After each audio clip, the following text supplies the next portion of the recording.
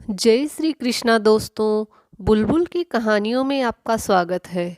मैं आज आपके लिए लेकर आई हूँ सविता गोयल जी की लिखी हुई एक पारिवारिक कहानी।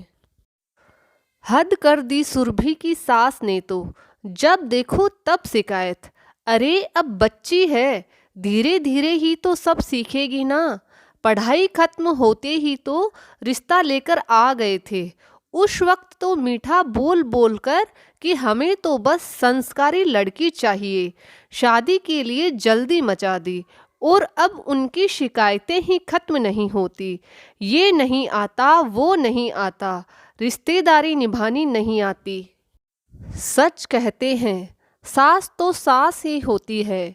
कमियां ढूंढे बिना पेट का पानी नहीं पचता। बेचारी मेरी बच्ची ऐसे लोगों के पल्ले बंध गई। अपनी बेटी के ससुराल से लौटने के बाद रीना जी जोर जोर से बड़बड़ाए जा रही थी। पास बैठे वासुदेव जी बस अपनी पत्नी रीना जी की बातें सुन रहे थे। उनकी बहू कामिनी पानी का गिलास लेकर आई और उन्हें पकड़ाते हुए बोली, ठीक बोल रही हैं मम्मी जी आप। भला ससुराल जाते ही वहाँ का रहन सहन और रीति रिवाज बहू कैसे सीख लेगी। थोड़ा वक्त तो लगेगा ही, लेकिन सास तो सास होती है। वो कहाँ ये सब समझती है। बेटी की तकलीफ तो माँ ही समझ सकती है। लड़की कोई अपने मायके से बहू बनने की ट्रेनिंग लेकर थोड़े ही आती है। लेकिन क्या कर सकते हैं मम्मी जी, ये तो दुनिया की रीत है। बेटी वालों को तो सर झुकाकर रखना ही पड़ता है। क्यों बहू, हमारी सुरभि में कोई कमी थोड़ी ही है जो उनकी बातें सुनेंगे। मैं भी उल्टा सुरभि को सास को 10 बातें सुनाकर आई हूँ। अरे हमारी बेटी अभी बच्ची ही तो है, जब जिम्मेदारी पड़ेगी तो सीख जाएगी। ये भी भला कोई बात हुई कि जितनी बार मिलो बस शिकायतें ही सुनाती रहो। बहू भी इंसान होती है, प्यार से समझाओ तो सब कर लेती है।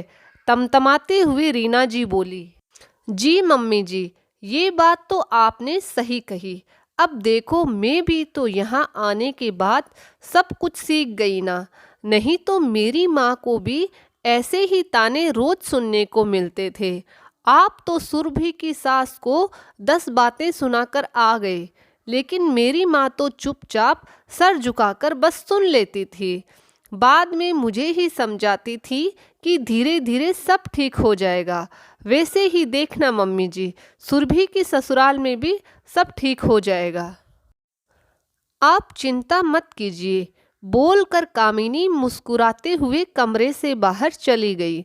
बहू की बात सुनकर रीना जी को समझ में नहीं आ रहा था कि कामिनी उन्हें सहानुभूति दे रही थी या फिर ताने।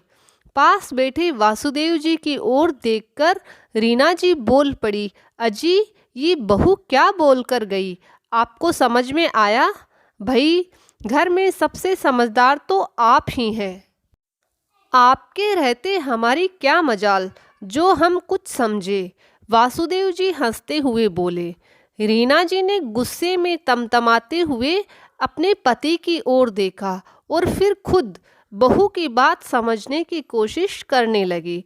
आपको क्या लगता है, कामिनी ने ननद के प्रति सहानुभूति जताई थी या फिर अपनी सास को आईना दिखाया था?